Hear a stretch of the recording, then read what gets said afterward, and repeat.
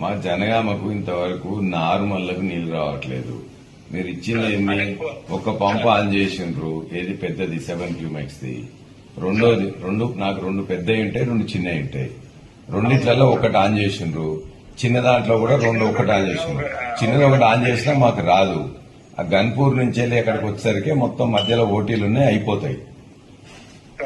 కాబట్టి మాకు రెండోది ఆ 7 క్యూమెక్స్ ఒకటి ఆన్ చేసిండ్రు, రెండోది ఆన్ చేయండి. మీకు ఇప్పుడు 30 క్యూమెక్స్ వస్తున్నాయి కదా, 30 వస్తున్నప్పుడు నాకు